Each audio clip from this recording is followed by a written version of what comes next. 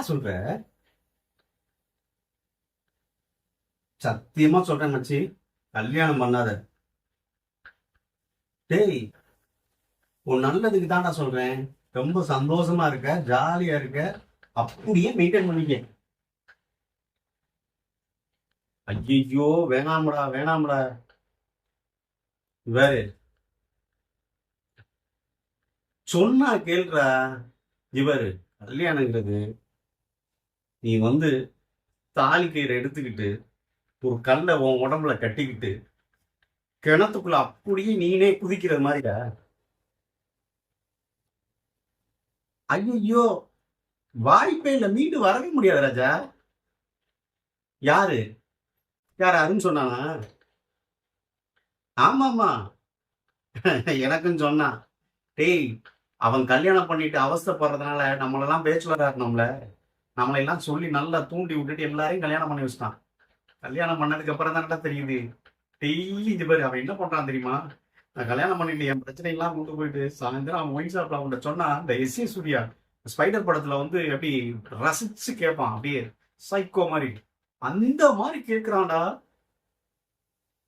ஆமாமா ஆமா, ஆரம்பத்துல எல்லாம் சந்தோஷமா தான் இருக்கும். அவன் அப்படித்தான் சொல்லுவான், ஆரம்பத்துல எல்லாம் சந்தோஷமா தான் இருக்கும், ஜாலியா.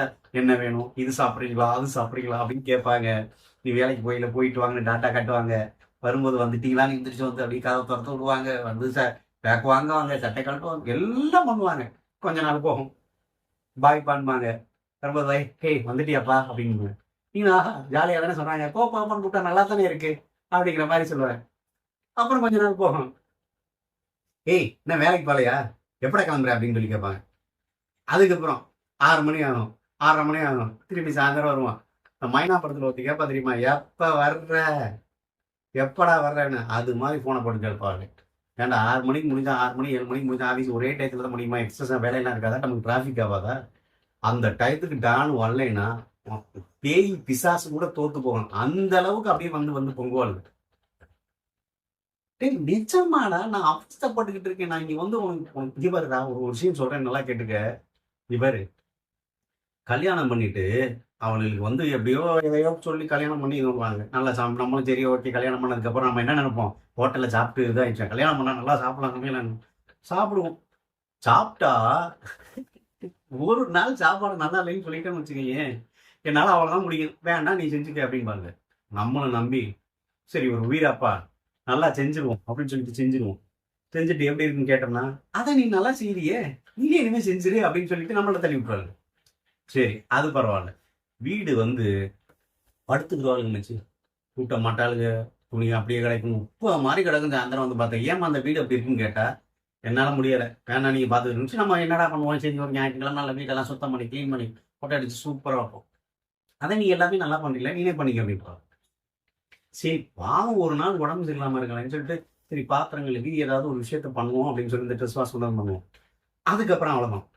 இங்க பாரு, ஒரு வேலைக்காரனாவே மாறிடுவோம். முன்னாடி தாண்டா பொம்பளைங்க எல்லாம் வேலை பார்க்கறது, வீட்டு வேலை பார்க்கறதுன்னு சொல்லிட்டு பண்ணது. இப்பெல்லாம் நம்ம தாண்டா அந்த வேலையெல்லாம் பார்க்க வேண்டியதா இருக்கு. இங்க பாரு மச்சி, உனக்கு தெரியுங்களா, நான் உங்க வீட்டுல எங்க அம்மாவோட ஒரு வேலை செய்வேனா, எந்த வேலையும் பார்க்க மாட்டேன்னா. எங்க அம்மா ஒரு வேலை நீ சொல்ல மாட்டாங்க. இங்க நான் எவ்வளவு கொடுமை அனுபவிக்கிறேன் தெரியுமா? சரி மச்சான், பேச்சுலரா இருக்கும்போது நம்ம மாட்டு கடையில சாப்பிடுவோம், ஜாலியா இருக்கும், சந்தோஷமா இருக்கும்.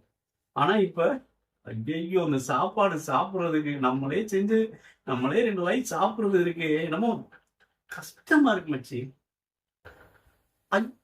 ஏய், நம்புடா. இவரு இவரு ஆமாமா, இவரு உனக்கு அழகா தான் தெரியும், இப்பெல்லாம் அப்படித்தானே தெரியும். இவ்வளவு தான் கல்யாணம் பண்ணி வரும்போது அதைத்தான் சொல்றேன். கல்யாணம் பண்ணி வரும்போது விளக்கமாத்தி குச்சியில ஒரு சேலையை கட்டி விட்டேன், அப்படியே தாவணி கட்டி விட்டேன். அப்படியே பார்க்கும்போது அந்த வயசுல அப்படியே பார்க்கும்போது அப்படியே ஒல்லியா இருந்தா.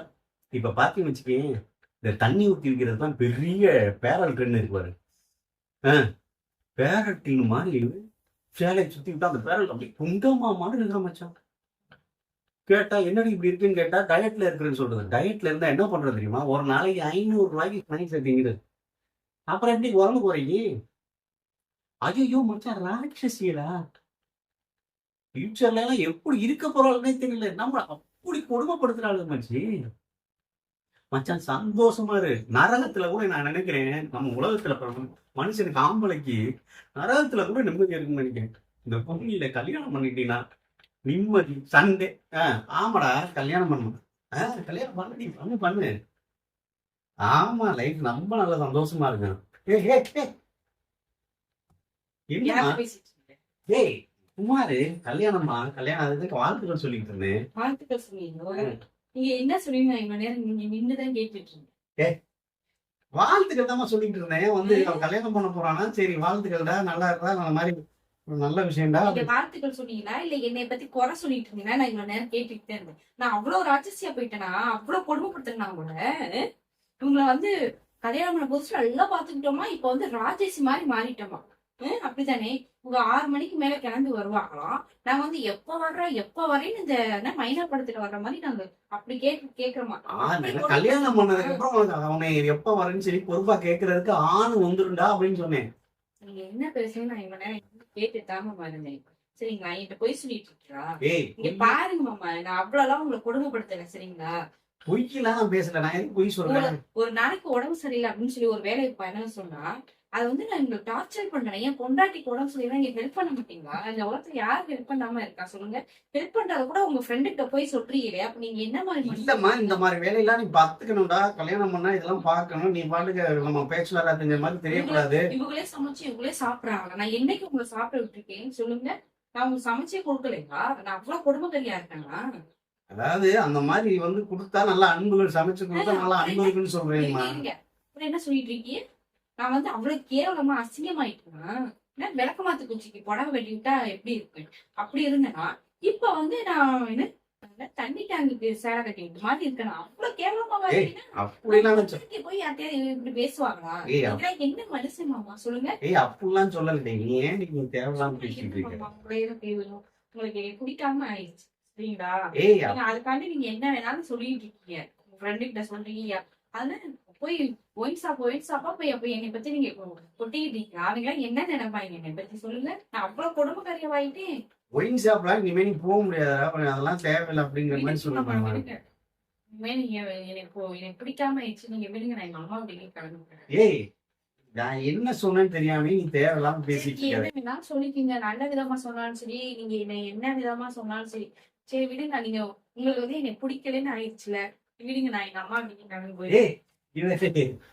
சும்மா நான் வந்து அது சொல்லலடி, சும்மா பிராங்க் பண்ணேன். நீங்க பிராங்க் பண்ணாலும் சரி, என்ன பண்ணாலும் மனசுல உள்ளதானே வெளியில வரேன்னு சொல்லி எனக்கு தெரியும். சும்மா பிராங்க் பண்ணேன். நானே தெரியும். கடைக்கு போயிட்டு வரக்குள்ள நீங்க ஒருத்தவங்க போன் பண்ணி பேசிட்டு இருக்கீங்க. நம்ம பெரிய இது பிராங்க் ஒரு நாள் போட்டு பாப்போம் எப்படி பிராங்க் பண்ணிட்டு இருக்கீங்க சொல்லுங்க? அதுதான் நீ ஃபர்ஸ்ட் டைம் உனக்கு பிராங்க் பண்ணி பார்க்கலாம்ங்கற. பிராங்க் பண்றதுக்காக இப்படி நான் கொடுமைப்படுத்துற மாதிரி பேசிட்டு இருக்கீங்க. நான் அந்த கொடுமைக்காரியாவா இருக்கேனா? மனசுல உள்ளதா வெளியில வருமா? மனசுல எல்லாம் உனக்கு வீட்டுக்கு நீங்க வீட்டுக்கு தயவுசெய்து நீ சந்தோஷமா ஜாலியா உங்க ஃப்ரெண்ட்ஸ் கூட இருங்க. நான் வந்து எங்க அப்பா வீட்டுக்கு போயிருக்கேன். சரிங்களா? சந்தோஷம். புரியவே நெஞ்சு பாரு, கேமரா இருக்கு இங்க பாரு.